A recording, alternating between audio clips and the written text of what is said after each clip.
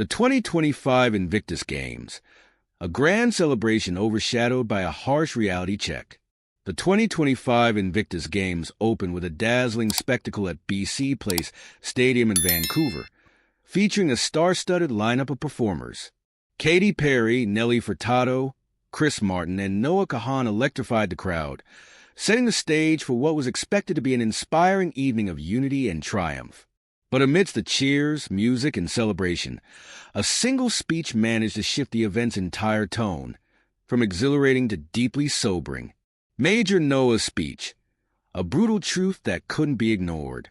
As the applause from the opening acts faded, Major Noah, a highly decorated veteran, took the stage. With piercing conviction, he delivered a speech that cut through the glamour and exposed what he saw as the deepest flaw in the games, an overemphasis on spectacle and medals, while real-life veteran struggles remain in the shadows. "We celebrate resilience tonight," he began, his voice steady yet heavy. "But what about tomorrow? And the day after that? When the cameras are gone, when the crowds disperse? Where are the same resources, the same support for those still fighting battles that never ended?" His words landed like a hammer. The atmosphere shifted instantly. The excitement of the night turned into something much more profound, something uncomfortable, yet impossible to dismiss. A harsh critique of the game's superficiality. Major Noah didn't hold back. He praised the Invictus Games for uplifting wounded warriors, but argued that the event had become too focused on performance and entertainment, rather than addressing the grim realities that many veterans face after service. These games make great headlines. They make for inspirational commercials. But inspiration doesn't put food on the table. It doesn't fix broken systems. It doesn't bring back the brothers and sisters we've lost to PTSD, to homelessness, to the demons that follow us long after the battlefields are gone. Gasps rippled through the audience.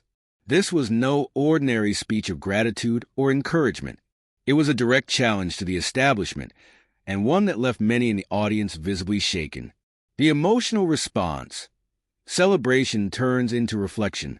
For many attendees, the Invictus Games have always been a symbol of hope, a reminder that strength can emerge from struggle. But tonight, Major Noah's words forced them to confront a reality that's often ignored. Some nodded in agreement. Others sat in stunned silence. A few wiped away tears. Even some of the performers, who had just moments earlier filled the stadium with energy, now seemed contemplative. Social media erupted. The hashtag Beyond the Medals started trending within minutes, as veterans, activists, and everyday citizens debated Noah's words. "He said what needed to be said," one attendee tweeted. "We love the games, but if we really support veterans, we need to do more than just applaud them once a year." Others disagreed, arguing that the Invictus Games already raise awareness, and that Noah's criticism was misplaced.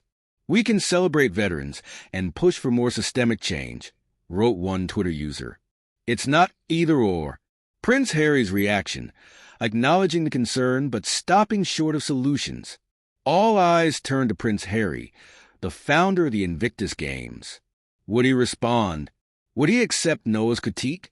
Taking the stage later that evening, Prince Harry spoke with a measured tone. Major Noah's words remind us that these games are about more than just competition. They are about shining a light on the battles our veterans continue to face every day, he said. He emphasized the importance of keeping the conversation alive, ensuring that support doesn't stop when the games end. But noticeably missing from his speech, a concrete plan of action. There were no commitments to new policies, no promises for increased veteran support, no direct response to Noah's call for deeper systemic change. It was a safe, diplomatic response, but for some, it wasn't enough. A performance overshadowed. The speech that lingered. Even as the night continued with more high-energy performances, the energy never fully returned to what it was before Noah spoke. Conversations in the crowd weren't about the music anymore. They were about what happens next. "This speech changed everything," said one former service member in attendance. "I can't enjoy the performances now because I'm stuck thinking, what are we actually doing for our veterans beyond this?" For many, Major Noah's words refused to be drowned out by the spectacle. The aftermath, a moment that became a movement. In the days that followed, the debate didn't die down, it only intensified. Major Noah's speech wasn't just a moment of disruption, it was becoming a rallying cry. Veterans advocacy groups picked up the conversation, calling for policy changes to improve health care, mental health services, and post-service employment support. Fundraisers emerged overnight, collecting donations to help struggling veterans beyond the Invictus Games stage. Even some politicians weighed in, using Noah's words as a catalyst to push for stronger legislation supporting service members post-deployment. Yet, despite the wave of momentum, the question remains, will this lead to real change or will it be just another fleeting controversy? Conclusion: the future of the Invictus Games, more than a show? The 2025 Invictus Games will go down in history, but not just for its electrifying performances or its inspiring competitors. It will be remembered for the moment when a single speech shattered the illusion, forcing everyone to ask, are we truly supporting our veterans or are we just putting on a show? And as the games continue, one thing is certain. Major Noah's words won't be easily forgotten. The real question now is, what will be done about them?